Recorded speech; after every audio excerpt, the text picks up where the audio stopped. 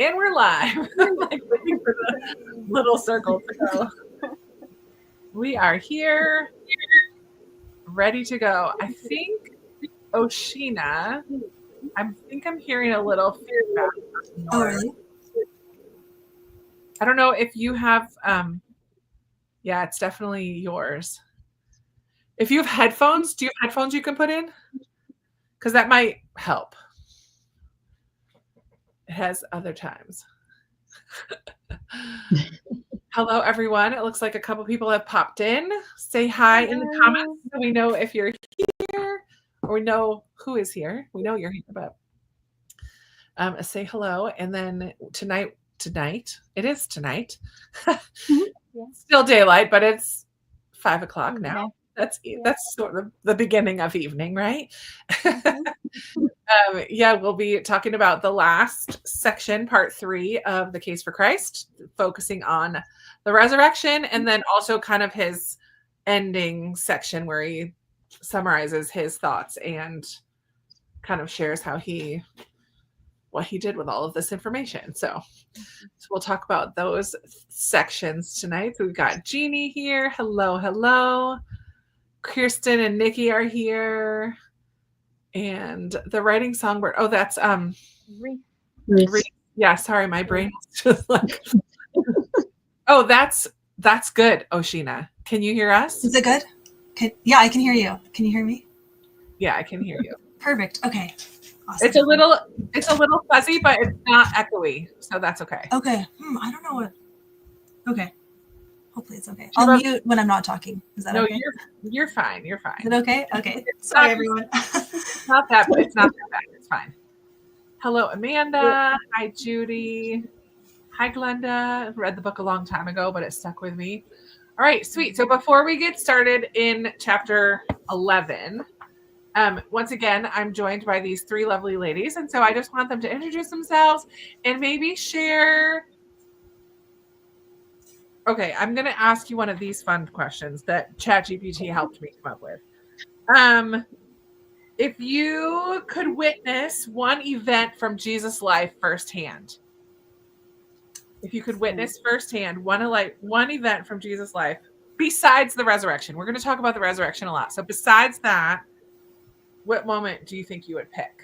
And I'll have to think of an answer too, but introduce yourself, share your channel name, and then which event would you pick? T, you can go first. Okay. Hello, my name is T. My channel is A Quiet Kind of Life. And I basically on my channel just do book stuff, cozy stuff, Christian stuff, all the things life related, Christian related, biblical womanhood, marriage and things. I don't know. One thing that I would have loved to witness. I don't know. I think so. My preschool teacher mind is telling me that I would have loved to see him interact with the kids when the disciples are trying to stop the children from coming to him. And he's like, no, let them come. Let the kids come. There's the kingdom of heaven. So I think I would have enjoyed seeing one of those moments. Cool. Jeanettte.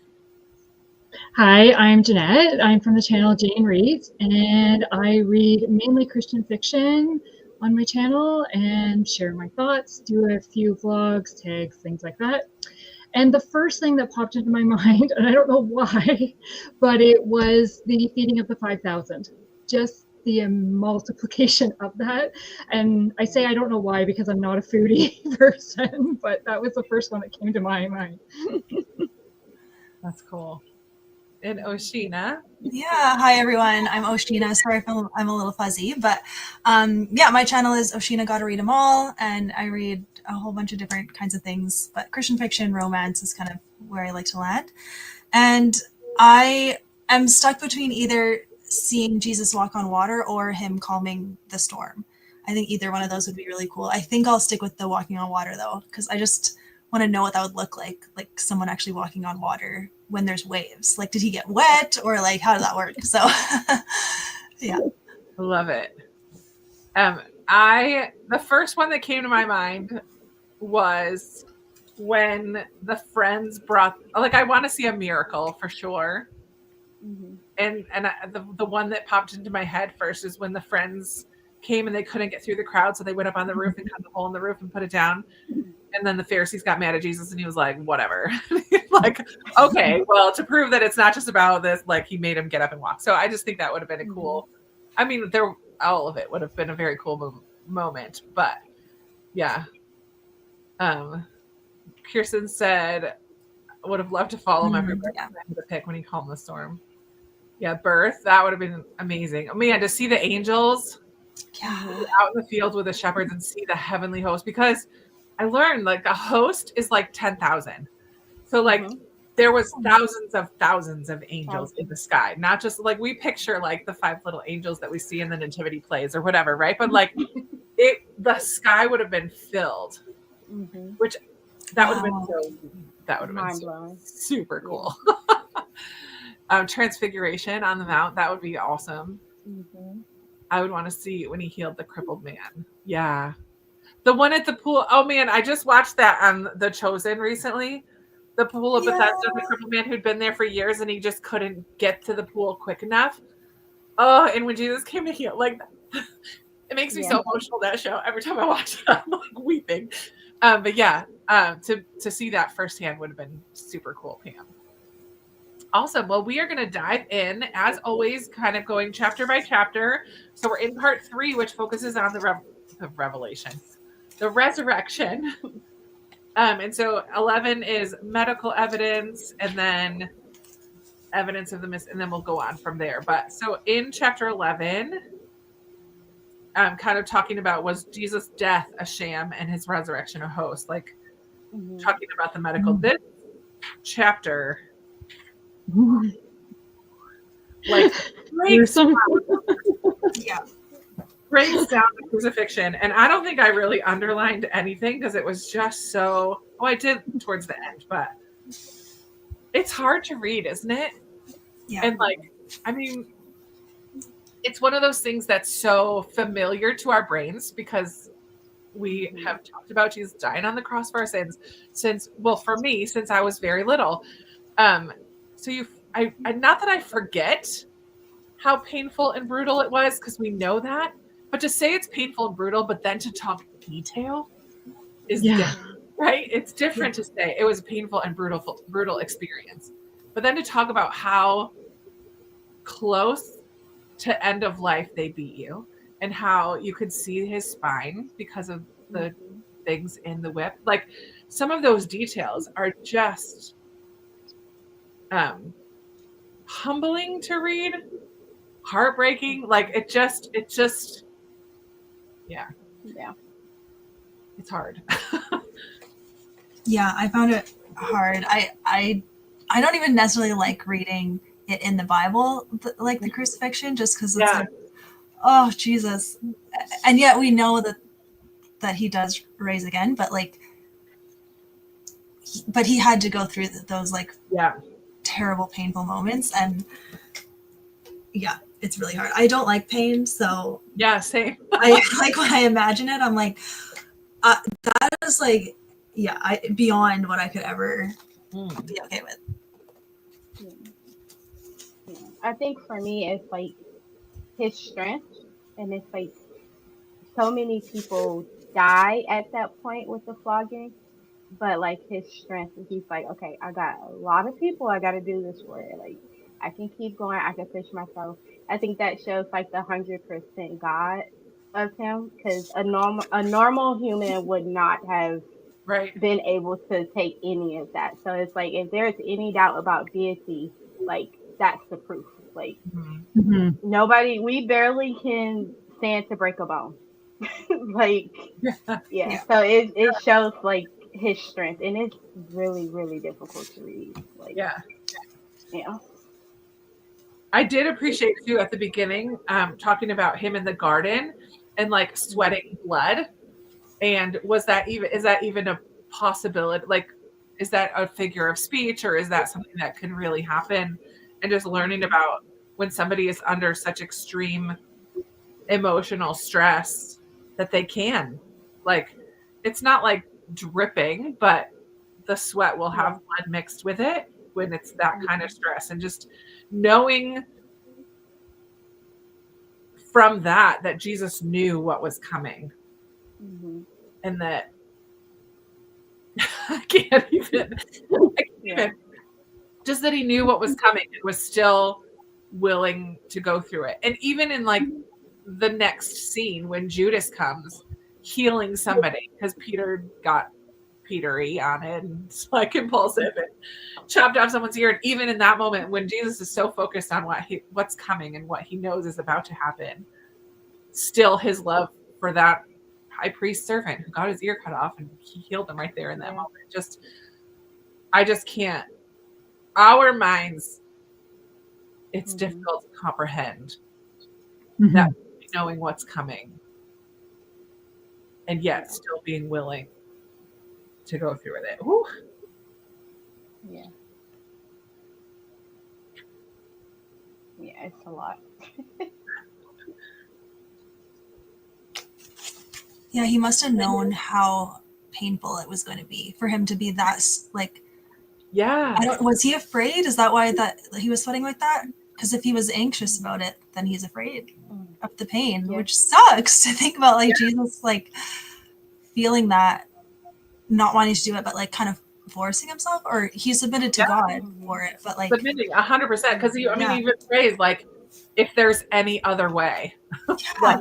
If there's any other way, can we please do that way? Because he just knows what's coming. He's like, but ultimately, not my will, but yours be done. So there was, I don't know if fear or just like that, like, no. He wasn't saying no, but he was like, no. Oh, man. I loved towards the end when he gets to the heart of the matter with always at the end of each interview, he kind of goes to the heart of things. He walks through all the details of things, but this guy says, I don't think a typical person could have done it, like we said. And page 203. But Jesus knew what was coming, and he was willing to go through it because this was the only way he could redeem us, by serving as our substitute and paying the death penalty that we deserve because of our rebellion against God. This was his whole mission in coming to earth. And so when you ask what motivated him, I suppose the answer could be summed up in one word, and that word would be love. When I first read that, like, when I first read this book, like 10 years ago, I bawled my eyes out when I read that.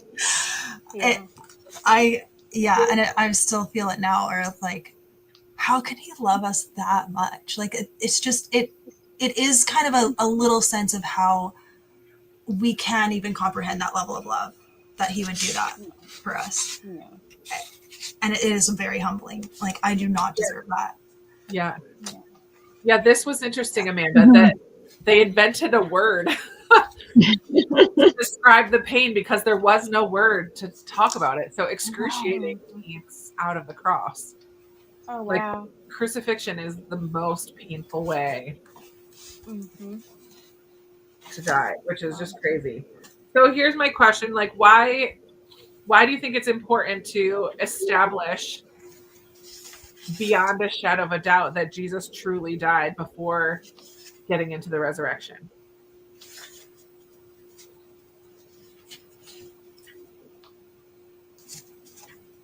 So from my perspective, because I wasn't raised in a Christian household, so I was actually raised Jehovah's Witness, right? So for me as a Christian, when I became a Christian, I researched every single thing, okay? Like, I was engulfed because it was new. It was like exciting. It was like, wait, did this really happen? So like I needed to, and I knew a little bit, but I hadn't dived deep into it. So for me, I needed to know that he died because I needed to for sure be like, he really rose again. Like, I needed to know the level of love that he had, that he did not have to do it. He literally could have just stayed dead and could have just said, okay, forget y'all. Like, I'm just going to stay in heaven. Like, he could have did that. That was the option.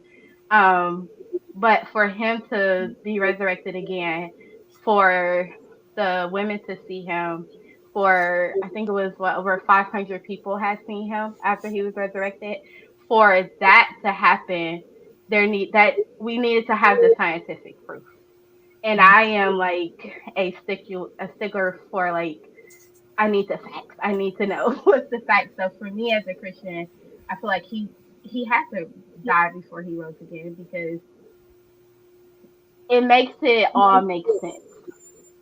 Like it just takes your faith to a different level. I feel like, yeah, because it's different if he just swooned. I mean, that's what they called it, the swoon, right? Like Jesus passed out, and so he didn't really fully die. But that it makes the resurrection a moot point. Like it makes it not important if he didn't really die in the first place. So you have to start with the fact that yes, it's true. Like Jesus actually did die, so that we can then get to the point of okay, yes, did he then rise again? So it's just that first step in proving that all of this is true. No one ever survived a crucifixion. Yeah. Yeah. To establish the resurrection, raising from the dead, one must first be dead. Yeah. So we need to know he died to know that his resurrection was true. Yeah, for sure.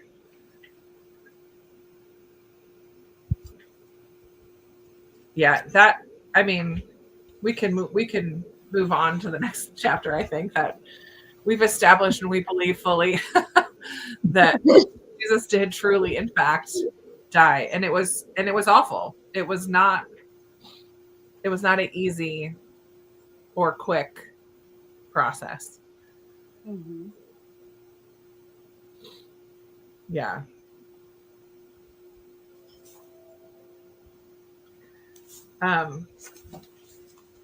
So then we move into chapter 12, the evidence of the missing body. Was his body really absent from the tomb?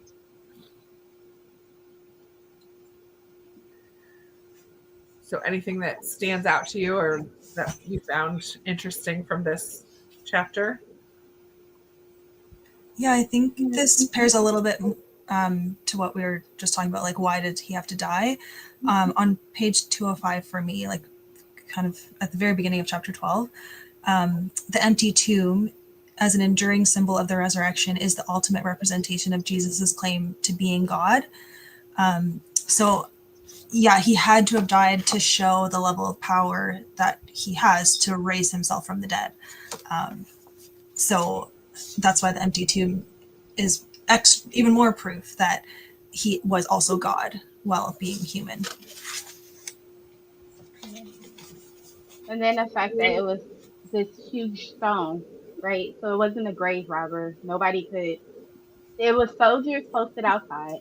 Nobody could just come and move that tomb. Like, it had to disappear. It had to leave because another just scientific fact of, hey, it wasn't there. Like, what happened to it? Nobody could just move this stone if it's guarded by soldiers. Yeah. Like, they wouldn't be allowed to do that. So, yeah.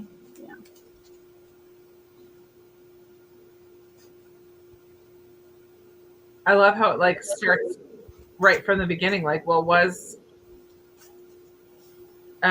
Jesus even buried in a tomb? Like, it starts. I love that he like covers all the bases in this book. Like, so not just did he rise from the dead, but now yes, he's dead. But okay, now was he buried in a tomb?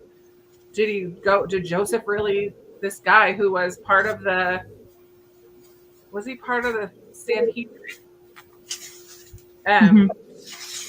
And then there was like that whole conversation about, well, they said that they weren't going to do anything about it, but he wasn't there. And so, I don't know.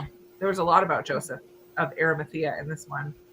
He's named in all 4 of the Gospels. Like, he's a big part of the story. I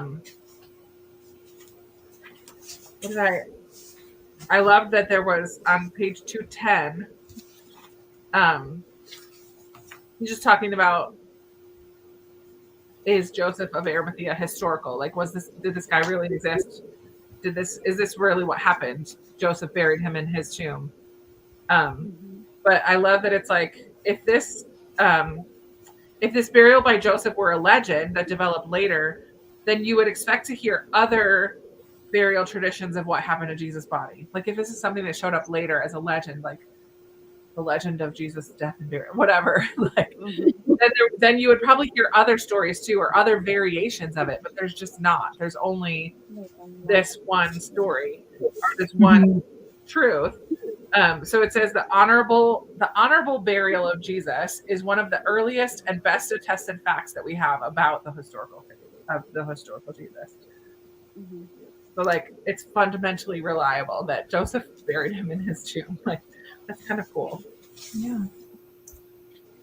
I like that fact too because it kind of, like you said, this story has not changed. Like every religion has this story, right?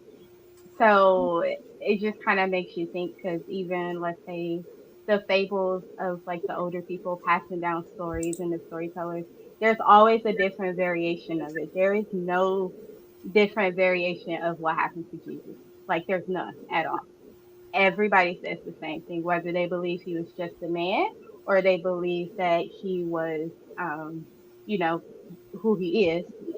There's no different variation of it at all. That's a good point. I like that point. Kirsten said, it's good for me to think about the horror of his death in order to better appreciate and take seriously my devotion to him. It is good to reflect on it, for sure. The soldiers guarding the tomb are important. They have absolute every reason to lie and say that he's still there, but they didn't. They even admitted the tomb was empty. Yeah. Yeah, because then this chapter gets into the fact of like the Gospels differ a little bit in their telling of like who was first to the tomb and who saw Jesus and what happened. Was it rolled away? Were there even soldiers there? Like, was it just Mary or Mary and the mother? Like there's a little bit of variation in each of the Gospels. But I love he was like, where did it say? The core. He's basically talking about like the core of the story is the same in all of them, regardless of the secondary details. Like women showed up at the tomb, the stone was not in front of it, the body was not there. They went and told the disciples. Those things are true, regardless of if it was 2 women or 5 women or 1 soldier or no. So like regardless of the little details, the core of it is the same. Joseph put the body in the tomb. The tomb is visited by a small group of women early on Sunday morning. We don't know exactly what time. They see a vision of angels saying that Jesus is written. So like all of those core things are there in each of them. And so it's okay that some of the details, just like any story that 4 people tell, there might be differences in some of the details, but like the main thing is the main thing, people. Like, and that's what you expect, and that's what makes it more realistic, right? Because not everybody's gonna have the exact same story, because then you're kind of like, I don't know. Right. Did they collaborate together about this so that they're all telling us exactly the same thing? Yeah. I think it talked about that in one of the earlier chapters too. Like, in talking about the 4 Gospels and how there's slight differences between them, but that's a good thing because it gives it validity. What really stood out to me was that it was the women who found the empty tomb, right? Who were considered not to be a reliable witness, not to be like the low rung of society, right? Like, very cool.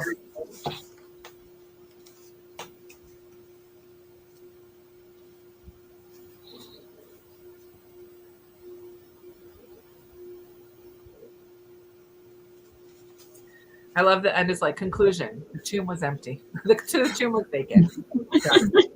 Yep.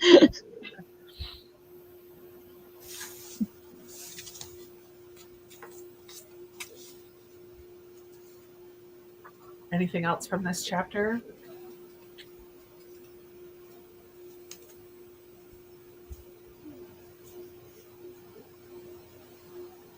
Yeah, I like that it was the women too, because women by nature tend to be more emotional and caring and nurturing. So like while all the disciples were hiding and like off doing something else, the women are the ones that are like, let me just go to Jesus' tomb. Even though they're expecting to see the stone there, like, but they just want to be there where Jesus is in their minds, right? Like they just want to be where he is. I love it. I love that it's women. They got to be the ones to first see that and go and tell everybody else. Super cool.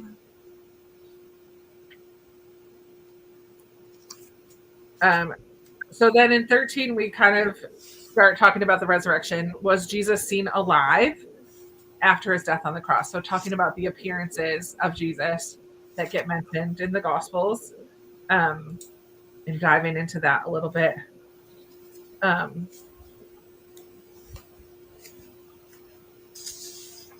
Yeah. What about this chapter stands out to you?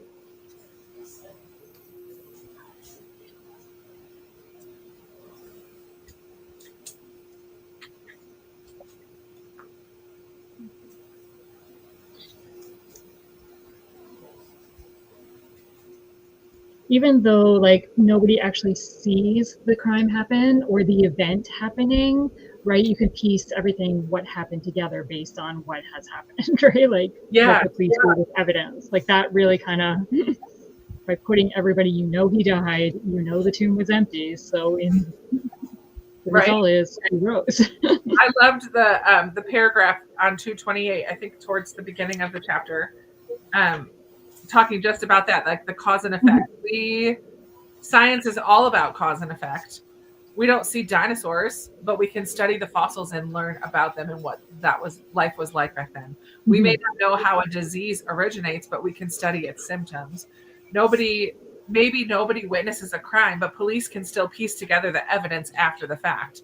So like we have all of these other situations where, okay, so somebody isn't right there at the moment. Like we can't have firsthand evidence of dinosaurs or crimes that happen when nobody's there, but we can put together all of this not circumstantial, but like all this other evidence surrounding it and figure out a pretty good picture of what happened. And so looking at all of these different appearances of Jesus, we can discover, he did. He did rise again from the dead. And I love on 234, there's like a little list in the middle of the page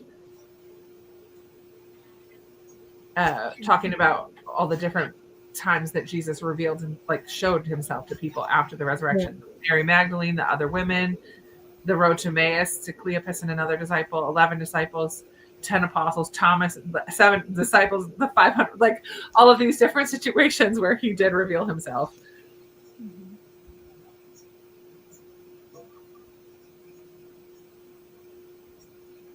It's not a fleeting observance of a shadowy figure by 1 or 2 people. There were multiple appearances to numerous people, several of the appearances being confirmed in more than one gospel or by the creed in 1 Corinthians.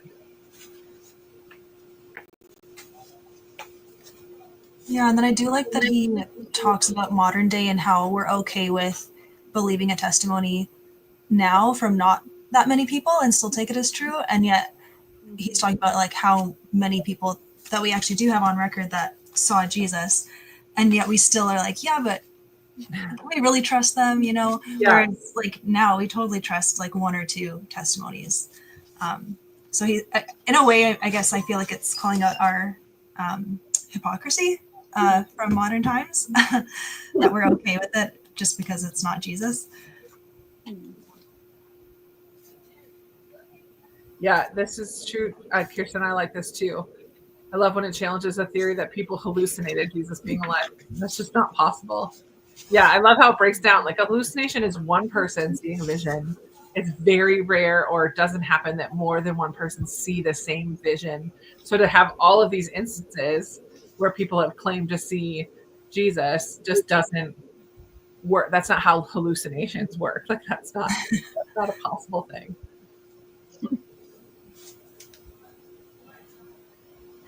And what was the other one? The legendary.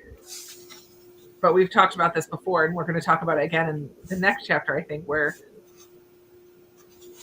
the accounts of the Gospels were written too soon. Like, it takes 2 generations for something to, typically 2 generations for a legend to be started. But the accounts were written too close, where contemporaries of Jesus could still check it and be like, no, that's not exactly what happened. And they could, like, checks and balances there. Yeah. Even if they themselves, like, we've talked about the Gospels and the validity of the Gospels already earlier in the book. But yeah, so it's not just legend that Jesus rose again.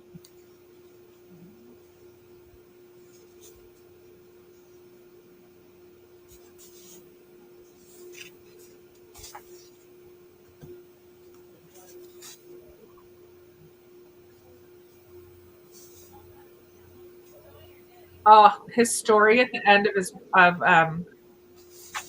the guy he was talking to, Habermas, talking about his wife, Debbie, and her illness, and how his belief in the resurrection brought him comfort through all of that, because the very end sentence is, if there's a resurrection, there's a heaven. If Jesus was raised, Debbie was raised, and I will be someday too. Then I'll get to see them both. Yeah. Yeah, I love that. It brought him comfort. I hadn't thought about it in that way, but yeah, it's a way to make it even more personal. Like, we make it personal because of our spiritual journey, but even in thinking about life as a whole and our physical life, because of the resurrection, we will be resurrected as well. We have chosen to believe in Jesus and all of that. So yeah, I thought that was pretty powerful. Okay. All right. Any other thoughts on 13? We're flying today, friends. All right. Moving into chapter 14, circumstantial evidence. So now we're looking at supporting facts. Was there one or two of these that you found more convincing than others? Like, which one stands out to you? So we had the disciples dying for their beliefs, the conversion of skeptics, changes to key social structures, communion, baptism, emergence of the church. Which one of those stands out to you the most? For me, it's the disciples one, because I don't like pain. And so when I think about, like, dying for something, it would have to be, it would have to be big enough. And, like, I really think that Jesus is the only one that I could possibly die for. But even then, like, I felt kind of guilty sometimes thinking about, like, I don't know, if I was really put in that situation, what would I do? I don't know. I hope the Holy Spirit would help me. But so yeah, knowing that the disciples died for their faith, and then there are still Christians today that do it, like, all throughout history, all for the same thing, like the same belief, that just is more evidence to me that Jesus is real and his power is still here. And and that people, that his power was real and people believe it. Yeah. Yeah, I agree. I think that one would be mine too. Towards the end of that one, it says, if they weren't absolutely certain, they wouldn't have allowed themselves to be tortured to death for proclaiming that the resurrection happened. Yeah. Because I can't remember, it was Peter? Was it Peter or Paul? One of them was crucified upside down, because they were like, I'm not worthy to be crucified like my Savior. And I'm like, you really believe this? Because like, that within itself is mind blowing to me, that you suffer. Suffering is not easy. So to know that you're going to be in a position that you have to physically suffer and be tortured for Jesus is really like, yeah.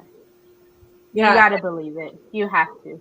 You have Right. to believe it. And for the disciples, like if they hadn't seen Jesus alive, how could they have such strong assurance of Yeah. what they are now preaching and living for Mhm. and being willing to die for?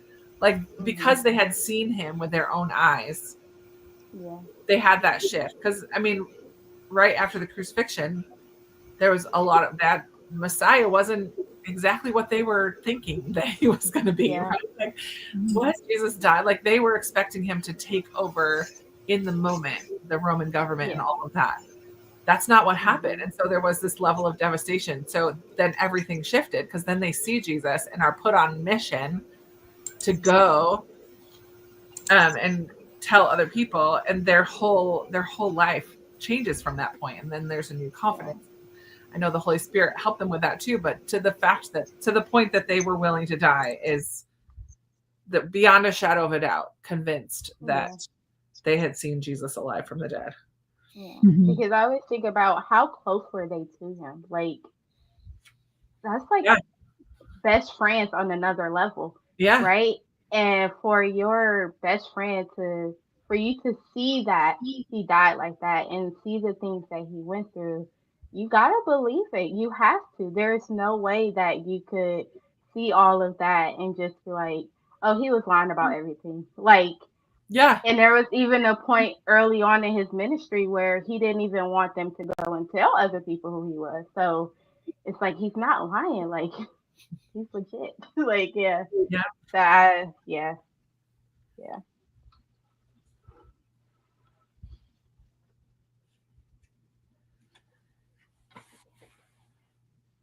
I love the chapter or the part of this chapter about how it changed social structures in Jewish traditions. Like animal sacrifices are no longer needed. The Sabbath is now practiced on Sunday. Like instead of Saturday, as it had been in Jewish tradition, now they're worshiping on Sunday because that's the day that Jesus rose from the dead. Or like in Jewish tradition that's so focused on following all of these laws of Moses, and now it's about following Jesus and the laws. That's not how you become an upstanding member of the community anymore. What was the other one? Monotheism, only one God, but now they're starting to baptize people in the name of the Father, the Son, and the Holy Spirit. So like there's a greater understanding of God himself even. And understanding that Messiah, who the Messiah was, and that he didn't just come to save them in the moment, but to save the whole world for all of eternity. Yeah. I loved that chapter too. I mean, that part. Yeah. I like this one here. Kind of what we see today. It says, well, this paragraph, it says, these days people are fluid in their faith. They bounce back and forth between Christianity and New Age beliefs. They dabble in Buddhism and they mix and match and create their own spirituality. For them, making that kind of change you mentioned wouldn't seem like a big deal. So I think even like for me and my background, I think like so when I got saved, like I was completely sold out. So like my husband's the elder now. I'm a missionary, like we're both preachers. So I was completely sold out. But it had to be the stability of knowing and just fully believing this with my whole heart, right? And I think we see so many people trying to make and match, but in order for these disciples to believe it, they had to be like, okay, it's Jesus and Jesus only. Like there was no back and forth. There was no, well, maybe I can just dabble a little bit here. Like they had to be completely sold out for Christ to make these changes. Yeah.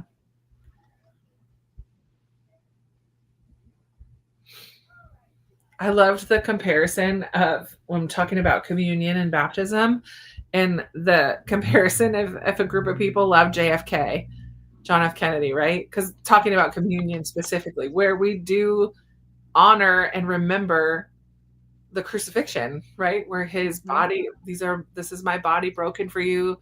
This is the wine or the juice represents his blood that was spilled for us. So like, we're basically remembering every time we take communion, we're remembering what happened in the crucifixion. But it's like, if a group of people love JFK, they might meet regularly to remember his confrontation with Russia, his promotion of civil rights, his charismatic personality, but they're not going to celebrate the fact that Lee Harvey Oswald murdered him, right? But the early Christians started this practice of communion, which is, like we just talked about. They realized that Jesus' slaying was a necessary step to a much greater victory. His murder wasn't the last word. The last word was that he had conquered death for us all by rising from the dead. I love that. And then baptism too, like thinking of baptism and the imagery and symbolism of that. Like when you go under the water, it represents your old life dying and coming up as a new person, new creation in Christ, which represents the resurrection there as well. So I love that these two sacraments that we have kind of across the board almost. I think pretty much almost every denomination in some way participates in communion and baptism, even though we might have a lot of other differences. Like these two things are pretty central as sacraments that we still participate in and remember. And that's pretty cool that it's all based on what we're talking about here. Like if these things weren't real and didn't happen, then they wouldn't be so foundational to our practice as Christians, even now in the 21st century. Kirsten says, Lee calls on us to use our common sense, that we would send people to the death penalty on less evidence, than he compiled here. Yeah. That's true. I think that's what you were talking about too, Oceana. Yeah, I'm not just saying trust your experience. I'm saying use your mind calmly, weigh the evidence, and then let experience be a confirming piece of evidence. I like that too. Like it's not just all about experience and what you feel, but there's like there's evidence and truth behind it. Yeah. Anything else from that chapter? Jeanette, did you want to add anything? So I think like no, I'm just basically the same. It was the disciples, like just because nobody's going to die for something they don't truly believe in. Right. Yeah, you have to really hardcore believe something if you're going to be willing to die for it. Like without a doubt, right? Because if there's any doubt, you're like, yeah, no, that's okay. Like, let me just think about this a little bit longer. Right? You have to, it has to be like foundational to you, the core of your beliefs. Yeah. And then I guess just the last part, the conclusion, he kind of summarizes a lot. I kind of, I didn't skim it. I read it, but like, it's just really a summary of the whole book condensed into one chapter here. But I did like hearing his conversion ultimately, right? Like hearing how all of this impacted him personally. He's like, okay, well, I kind of figured out that it takes more faith for me to stay an atheist than it does to be a Christian because of all of this evidence that he has just compiled. And then he uses John 1:12. Yet to all who received him, to those who believed in his name, he gave the right to become children of God. So he kind of breaks that down to believe, receive, and become is like a basic act of like choosing Jesus, right? He believes it. Now he's had all this evidence. He can't refute it anymore. The receive, I underline this section in the receive part. Like every other faith system is built on things that you have to do to earn your way to heaven. Every other one. And even dare I say, some kinds of Christianity, sometimes they slip into this legalistic idea of things that you need to do. But I love that he says Christianity is unique. It's based on the done plan, not the do plan. Jesus has done for us on the cross what we cannot do for ourselves. He has paid the death penalty that we deserve for our rebellion and wrongdoing so that we can become reconciled with God. Yeah, I love that. We don't have to struggle and strive to try to do the impossible of making ourselves worthy because we can't ever do it. I love it. He's like presenting the gospel. Like he has been all along, but he like breaks it down. I love that. And then we become think- children of God. And then I love that he calls out for a response. He's like, okay, well, you now need to decide for yourself too. Like, what are you going to do with this information? Do you still have questions? Then that's okay. Like, find the answers. Like, figure out what your questions are and look up people. Like now we have so many resources at our fingertips with the internet, right? Like any question we have, we can find somebody who's a scholar and who's researched that. And like, we can find the answers that we're looking for. I love that he's not just like, okay, that's all the information that you're ever going to need to know. So make your choice now, follow Jesus or you're dumb. He doesn't leave it. He's just like, ask your questions. That's okay. He's like, but don't waste your time. I love that he's like, don't approach it casually or flippantly because there's a lot riding on your conclusion. Like it's an important decision. I am not confused. I liked the quote by C.S. Lewis, but I found it to be like, wait, we're done? Like you're ending on a quote from somebody else, which is fine, but I just thought that was a funny way to end everything when it's all said and done. I mean, I guess it fits with what he's talking about, but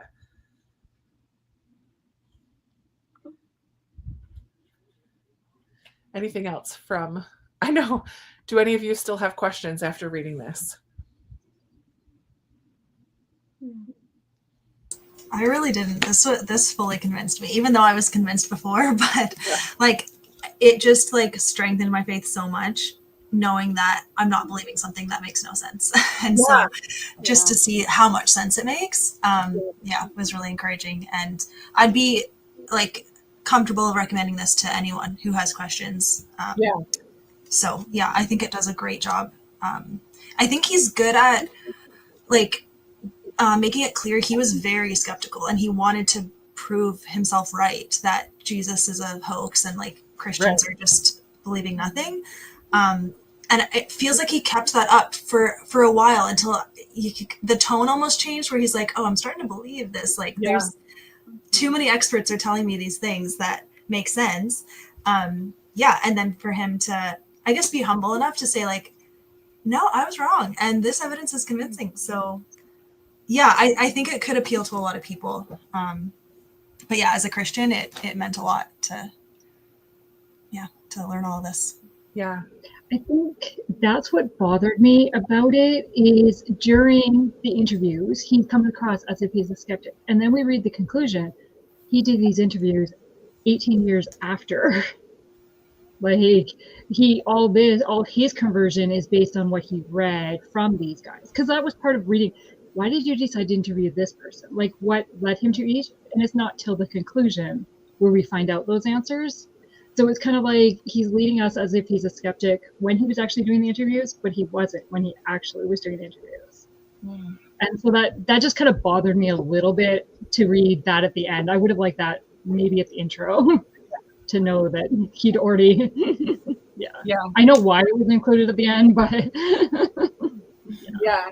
I do think though that I appreciated that he came at it as a journalist. Like he did his research ahead of time about each of these people and was prepared with questions. Okay, but what about this? Or this skeptic also says this, or this guy also says this. How can you refute what this guy says? So I did appreciate that he had done his research. But yeah, I see what you're saying though, because kind of the premise, we kind of are going in thinking that he's not. It wasn't the interviews that changed his thought. That's I really enjoyed it because there's just some people in mind that I would really like to, kind of, it makes my witness stronger. For people who have questions and not, just people who are skeptical. It just makes my witness stronger to be able to be a better witness and hopefully win somebody to the body of Christ. So that's, I really did enjoy reading it. Nice. Yeah, I feel the same. This is a book that's lingered on my shelves for a really long time.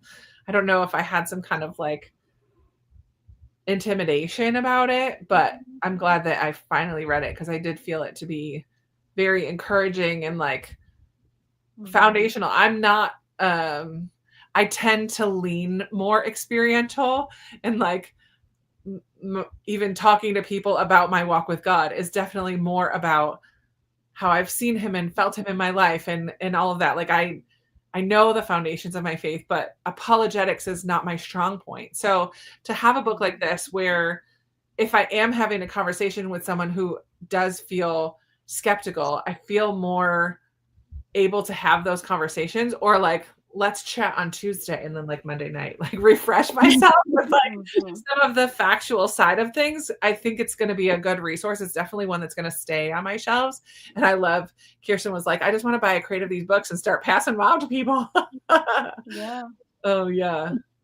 But I feel like it's so helpful for someone who does approach my faith more experientially and with emotion to have this foundation of facts as well and evidence.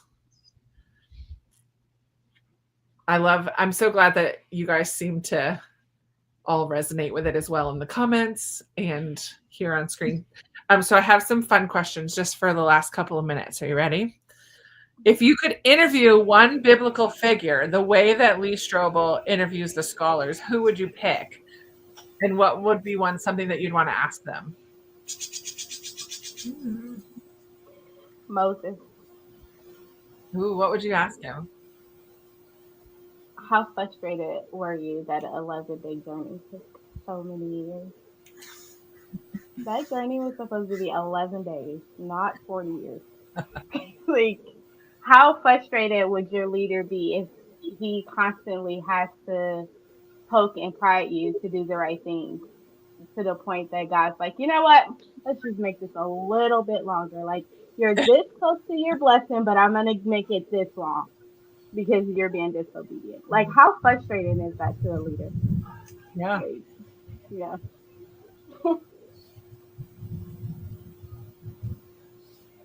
I feel like there's so many people, there's so many answers that we could give for this. So who just kind of pops into your mind first? I'll say mine was Joseph, because I relate sometimes with Joseph's story, not to the same degree at all, but just the having to wait and to have to the way that he continued to trust God in the midst of really tough situations, like being in prison for years in Egypt, not knowing that he was going to eventually be, like, we know the end of the story. Like, we know that he was promoted and helped with the famine and all of this. But he didn't know that in the moment, and he still trusted God and lived with such integrity, even in the prison, that he was promoted within the prison system, right? Like, in charge of other people. So I would talk to Joseph and ask him, how did he hold on to his faith and trust in God in the midst of all of that? That's what I would ask him. Yeah. Because he wouldn't have like scriptures to read and encourage himself. Like, it's just him and Jesus, or him and the Holy Spirit, or God, whoever it was, whichever one. How about you guys? I have an Old Testament and a New Testament. Okay. So New Testament, I think, would be Mary Magdalene, and just, I would be interested to hear, just for her to describe in her own words, like we've seen it kind of in The Chosen, but just like what it was like for Jesus to set her free from the demons, and yeah, just like what that was like, and then describing what Jesus is to her because of that, which we can kind of infer, but I'd want to hear it from her. And then for Old Testament, I would be so curious to meet David and just ask him what his relationship with God was like, in terms of like how he experienced God. Like, would he describe like the Holy Spirit and like his presence the same way we understand it today, or I understand it today, or not? And just because he seemed to have such an intimate relationship with God, and I'd be curious to see like, yeah, I just would want to understand from his perspective what that was like. Nice. How about you? I don't know. I have so many going through my head. My first instinct was Paul, and just what he went through, and like how his conversion, right? Like just more details of his conversion, I think would be the That would be cool. But I mean, really, it's all in the Bible. Like, no, to hear it firsthand, I think would be right? so cool. Yeah. Yeah. Mm-hmm. Kirsten said Nikki, her mom would interview Abraham and ask what it was like taking Isaac to the mountain to sacrifice. Yeah. That would be a good one. I would interview Mary. Basically, Oceana and Kirsten are the same today. They guys have both been saying the same things along the way and ask for her story. I love it. Awesome. Well, thank you guys for joining in with The Case for Christ. It was such a good conversation, such a good book. I really appreciate you guys joining in, T and Oceana and Jeanette and Chloe and Kristi, who couldn't be here today as well. I like having more people on the screen with me instead of just by myself. I will be putting up a poll in my community tab because I did ask in the comments when I talked about this year and the books we're going to do each quarter. And I wrote down all the tallies and I counted up all the responses because I have 2 choices for November, but I don't know where I put that. So that was like in January. So I have no idea where I put that piece of paper that has the tallies for these 2 books. So I'm just going to put a poll in my community tab. So we will have options for November.